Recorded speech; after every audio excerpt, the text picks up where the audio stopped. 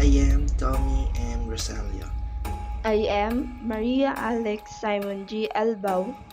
I'm Giancarlo Blanco Flor. I'm Diane De La Fuente. I'm Patrick Elor de la Cruz, and we are the Group 1.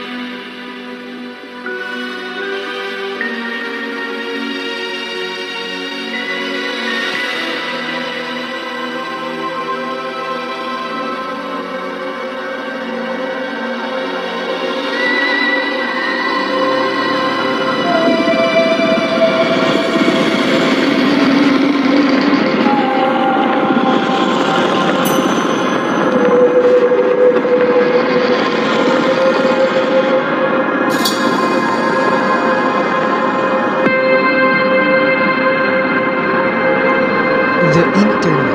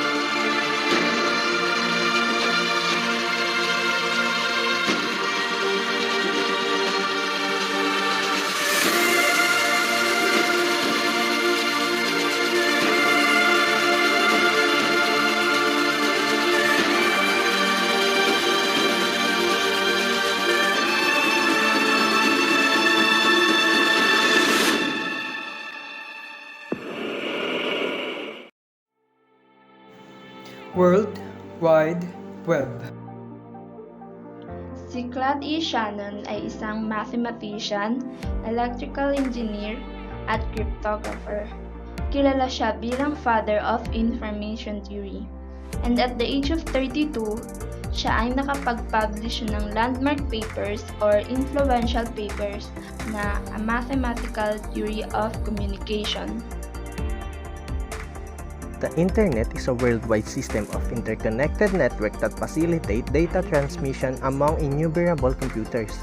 Unang na-develop daw po ito during 1970s by the Department of Defense. According to Rose 2014, Internet was mainly used by scientists to communicate with other scientists, and the Internet was under control by the government.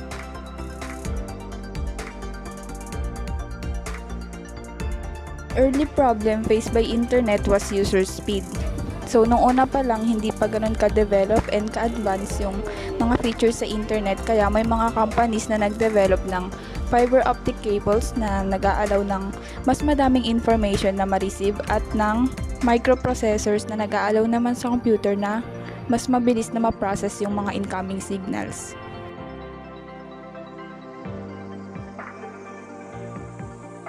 Sergey Brin and Larry Page, directors of Stanford Research Project, built a search engine that listed results to reflect page popularity when they determined that the most popular result would be the most usable. After talking with family, friends, and other investors into contributing $1 million, Sergey Brin and Larry Page launched their company, Google, in 1988. Electronic mail or email was a suitable way to send a message to fellow workers, business partners, or friends.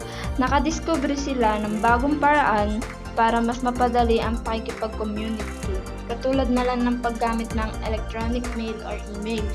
Hindi katulad ng mga written letters na ilang araw muna ang magdadaan bago nila mabasa. Internet service providers were introduced, katulad na lang ng CompuServe. At yung pagsasurf ng internet ay yun yung nagiging libangan nila. As a result, companies whose businesses are built on digitized information have become valuable and powerful in a short period of time. Here is the example of our current period time. Microsoft by Bill Gates, Apple by Steve Jobs, and Facebook by Mark Zuckerberg is an example of digitized businesses. It was observed that the internet created a technological divide wherein there is a gap between the higher and the lower class. Nagkakaroon nga ng gap between higher class and lower class when it comes to internet. Since pag higher class ka, mas may access ka sa internet dahil mas afford mong makabili ng mga high-tech devices or yung simple laptops or computers and cellphones. Mas may access din sila dahil afford nila yung expenses para sa internet connection like Wi-Fi. Those who cannot afford the internet fees and gadgets such as computers were denied to the possibilities of having an access in the internet. Para sa lower class, since hindi naman lahat afford yung internet connections and gadgets, sometimes kailangan pa nilang lumabas, pumunta sa computer shop para makapag-rent or sa mga piso wifi para magkaroon lang sila ng access sa internet. On one hand, the unregistered and loose nature of the internet allowed pornography to be broadcast to millions of homes. Dahil nga there's an easy access sa internet, rules, regulations, and even law ay nahihirapan sa pagkontrol ng mga bagay na makikita at may spread sa internet. Thus, pornography is within reach by anyone who seeks it, mapaminor man sila, be it accidentally or out of curiosity. Cyberbullying is also an issue that poses alarm worldwide. Dahil dito, kailangan natin maging aware sa mga harm and damages na pwede nating magawa if we abuse the technological advances brought in the information age. Application of computers in science and research. Introduction of application of computer in science and research is evident in the field of bioinformation. Bioinformation is an application of technology to store, organize, and analyze vast amount of biological data. The early interest po sa bioinformation was established to create database biological sequences or arrangement ng mga data sa pamamagitan daw po ng computer para mas maraming mas stored na amount ng data and analyze and use it efficiently. The development of Combined Formal Database, also known as SwissProt, protein sequence database was initiated in 1986. The protein database is a collection of sequences from several sources, or has been constructed from physical, chemical, and biological information on sequence. A biological database is a collection of data that is organized so that its contents can easily be accessed, managed, and updated. Computer softwares are widely used for generating this database. Yung example ng software tools analysis ay BLAST, Annotator, and Gene Finder. The sequence information generated by the Human Genome Research, initiated in 1988, has now been stored as a primary information source for future application in medicine. Yung data na nanggaling sa sequence information ay sobrang laki na kapag itin-transfer or ikinumpile sa book, the data would run into 200 volumes of 1,000 pages each. The much celebrated complete human genome sequence, which was formally announced on the 26th of June 2000, involved more than 500 million trillion calculations during the process of assembling the sequence alone. So, yung human genome sequence, sobrang tagal at hirap niyang natapos, and it involves many calculations. And based on my research, the primary work of the project is to develop research tools na makakatulong sa scientists na ma-identify yung genes na involved in both rare and common diseases. From the pharmaceutical industry's point of view, bioinformatics is the key to rational drug discovery. Since meron ng complete human genome sequence, through bioinformatics, mas nalilesen yung trials in the screening ng gamot dahil meron ng tool and computations na makakatulong sa pag-eliminate ng mga dapat baguhin sa molecular modeling ng gamot. In plant biotechnology, bioinformatics is found to be useful in the areas of identifying diseases resistance genes and designing plants with high nutrition value. Ang example nito is yung GMC or genetically modified crops. The internet contains a vast collection of highly valuable information, but it may also contain unreliable, biased information that mislead people. The following guidelines can help us check the reliability of web sources that we gather. It is noteworthy, according to Lee College Library ND, to consider and apply the following guidelines to avoid misinformation. How to check the reliability of web sources. To check the reliability of web sources. 1. Who is the author of this article or site? First, look for an about or more about the author, or anything that author's related. It can be found at top, bottom, or sidebar of the web page. And kapag wala ka daw pong nakitang information provided about sa author na, it's kinda suspicious. Here is the example question you need to answer first to make sure that particular website is reliable. 1. Does the author provide his or her credentials? Ayun nga po, dapat mayroong credentials ng author para malaman natin kung gaano ka-confident yung gumawa ng article na yan, and the person's background na din. What type of expertise that he or she have on the subject of writing about? Does he or she indicate what is her education is? Siyempre, para mapatunayan reliable yung sites, dapat nating piliin yung article na ginawa ng may expertise sa paggawa ng article. The third question is, what type of expertise she have? Should you trust her knowledge of the subject? Kapag nagawa nyo na po yung unang dalawang tanong, is ito na po yung part na mag-i-evaluate tayo kung mapagkakatiwalaan ba yung particular article na napili natin. Second, who published the site? Look at the domain name of the website that will tell you who is hosting the site. By simply looking at the name of the site, meron ka na agad background knowledge about the website and even kung sino gumawa nito. Search the domain name at whois.sc. The site provides information about the owners of registered domain names. Makikita dito yung main purpose and iba pang details ng owner ng domain or website. Do not ignore the suffix on the domain name, the 3-letter part that comes after the period. Yung suffix sa website ay madalas nagpapakita kung what type of entity hosts the website. But keep in mind na minsan misleading yung mga suffix na to. For example, .edu for educational, .com for commercial, .mil for military, .gov for government, and .org for non-profit. Next, what is the main purpose of the site? Why did the author write it? And why did the publisher post it? Kapag nalaman mo yung purpose nun, ay nagsisilbi rin itong guide para mas maintindihan natin yung text.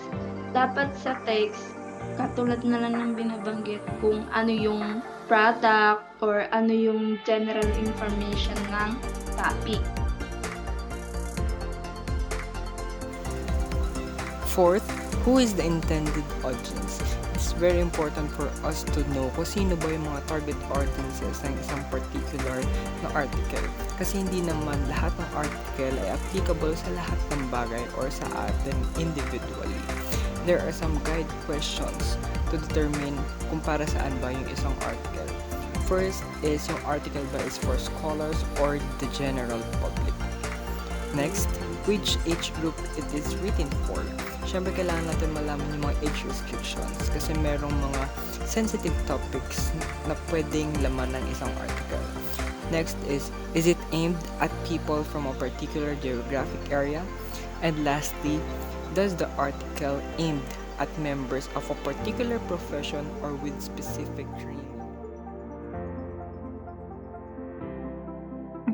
Number 5. What is the quality of information provided on the website? Timeliness. Kung kailan na-publish yung sa website, kung na-update ba siya regularly. Importante ito to check the reliability since change is constant and dapat na-update din dun sa website kung may mga pagbabago dun sa informations.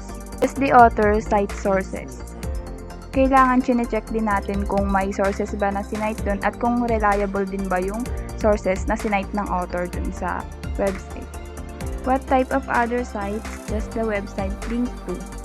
Nakalink ba siya sa reputable na site na sure kang legit yung mga information na mababasa mo?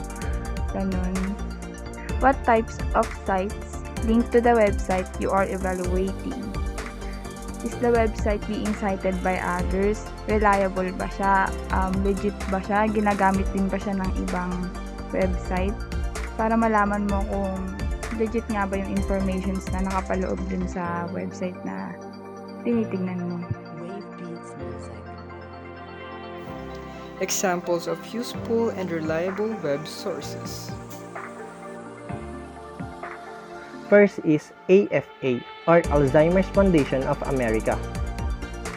The second one is American Memory, the Library of Congress Historical Digital Collection. Third, bertleyv.com, Great Books Online, a collection of free ebooks including fiction, non-fiction, references, and verses. Fourth, Chronicling America, search and view pages from American newspaper from 1880 to 1922. Fifth, Cyberbullying, a free collection of ebook from every plus additional reports and documents to help better understand, prevent, and take an action against this growing concern. 6. Drug information websites. Examples of National Library of Medicine's Medline Plus, drugs.com, PDR Health. 7. Global Gateway, World Culture and Resources from the Library of Congress. 8. Google Books. 9. googlescholar.com. 10. History sites with primary documents such as AMDocs or Documents for Study of American History. Avalon Project, Documents in Law, History and Diplomacy. Next, Internet Modern History Sourcebook, Colonial Latin America, features all Kingdom history. 11. Illinois Digital Archives, the Illinois State Library working with libraries, museums, and historical societies in Illinois, provides this collection of materials related to Illinois history. 12. Internet Archive, a digital library of internet sites and other cultural artifacts in digital form. 13. Internet Archive of Carly digitized resources. 14. Internet Public Library. 15. IP12, a merger of Librarians Internet Index and Internet Public Library. Special interest may include the Literacy Criticisms page, which can be found after clicking on the Special Collections link. 16. Librarians Internet Index. 17. Making of America, Digital Library of Primary Sources in American Social History. 18. Maps from the University of Texas at Austin Collection includes historical and thematic maps. 19. Nation Master, massive central data source and a handy way to graphically compare nations. Nursing sites such as AHRQ, National Guidelines Clearinghouse, and PubMed. 22. SHMOOC, Literature, U.S. History, and Poetry Information, primarily by PhD master's students from top universities like Stanford, Berkeley, Harvard, and Yale. 23. State Master, a unique statistical database which allows you to research and compare multitude of different data on U.S. states using various primary sources. 24. Virtual Reference, selected web resources compiled by the Library of Congress. Nowadays, information could be shared or transferred quickly. People are becoming more interested in sharing information about themselves. Various aspects of our society are also being influenced by the information age, especially communication, economics, industry, health, and the environment. The rapid upgrade of information possesses both positive and negative impacts to our society. Therefore, we need to carefully check our motives before disseminating information, and we also need to verify information before believing them and using and sharing them. We should share information that could help improve our lives and the others. Paulit-ulit mang sinasabi ng iba, pero we must always think before you click. Be careful everyone and keep safe. We are the Group 1.